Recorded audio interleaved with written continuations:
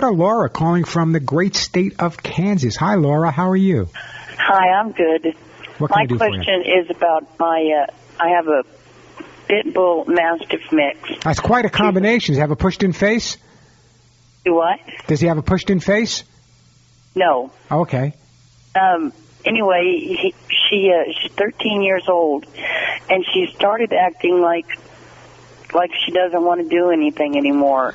How old did you say, Laura, how old did you say she was? 13 years, a 13-year-old pit bull mastiff mix. God bless you, she's living for 13 years. But do you ever think about the fact that as we get older, we don't act the same way as we did when we were younger? We don't eat the same way we did when we were younger. We don't have the same attention span we did or the same patience we had when we were younger.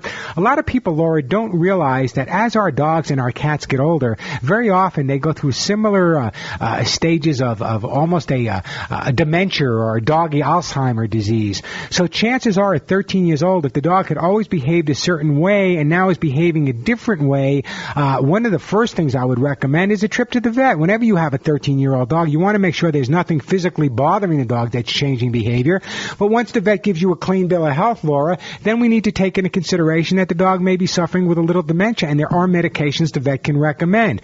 But one of the best things I recommend for dogs and cats that have a little bit of dementia that can't be put on medication for whatever reason is just make sure you treat them like you would treat anyone living in the house that's a little confused. In other words, make sure you know where they are, make sure you don't leave any doors open or leave anything around that they could get into. But the bottom line is, it's not that your pit bull mastiff mix doesn't want to behave anymore. He's probably just a little bit confused. However, that being said, he may just be a little cranky, so you may want to try this as well. You might want to try going back to some of your basic training, but he may not accept it. It may hurt him a little bit to sit down or stand up or lie down. It may hurt him to walk at the pace that you're walking. Maybe a little arthritis set in. So you need to take all of that into consideration when you have an older dog that all of a sudden is starting to change behavior. But, for an older dog, there's some great products on the market. We have a product on our website called ArthroSooth Gold, which is an arthritis product. But what I'm going to do is I'm going to send you this. Laura, hold on. I'm going to send you a $50 gift certificate to ilovedogs.com. They have some great supplements as well that might be beneficial for your dog. But I don't want you to get angry at your dog. It's not that he doesn't want to be the good dog he was. He's 13 years old, and psychologically may be going through some of those changes we all go through. Hey, listen, I don't have the patience I had when I was a kid. When I was a kid, I could sit down and eat an entire pizza pie. If I did that today, my next phone call would be 911. I want a lot of my listeners to understand that. It's not just dogs and cats and most animals. As they get older, you're going to notice changes in behavior.